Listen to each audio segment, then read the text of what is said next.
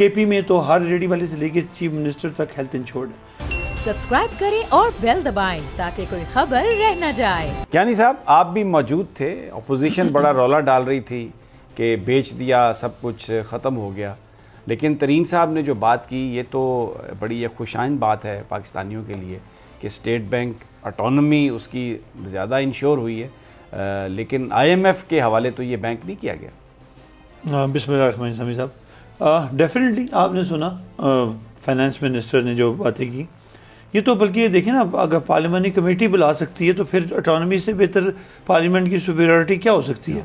تو انفارچونیٹلی ویسے اپوزیشن سے ہمیں کوئی گلہ بھی اس لیے نہیں ہوتا کہ ان کے پلے ہے کچھ نہیں, اور وہ آبویسلی وہ آتے ہیں اور یہی بات کرتے ہیں.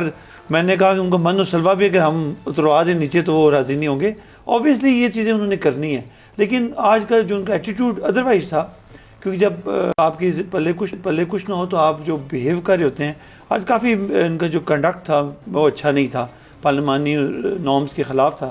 تو آئی تھنک کہ اگر وہ شور شرابہ ٹھیک ہے, حق بنتا ہے کریں, لیکن میں سمجھتا ہوں کہ کوئی کسی نہ کسی دائرے کے تحت ہونا چاہیے.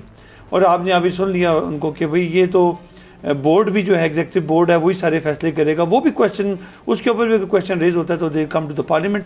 تو اس سے زیادہ تو میں نہیں سمجھتا. پھر یہ اس کا ایک اور چیز امپورٹنٹ ہوتی ہے, آپ گلوبل ولیج کا حصہ ہیں, and by and of the day آپ نے لوگوں کو, انویسٹرز کو اٹریکٹ کرنا ہے, ان کو ملک میں لانا ہے, کوئی نہ کوئی آپ کو انٹرنیشنل جو رولز اینڈ ریگولیشنز ہیں ان کو اوبے کرنا ہے. لیکن یہ جو سارا معاملہ ہے وہ ظاہر ہے وہ کیونکہ انہوں نے کبھی جو بجٹ سابقہ بناتے بھی رہے اور جو فائنینس کے ایشوز تھے وہ سارا انفارچونیٹلی بڑے جعلی کام انہوں نے کیے ہوئے ہیں. جو ویلیو تھی انہوں نے بلینز آف ڈالرز لگا کے اس کو سسٹین کرنے کی کوشش کی.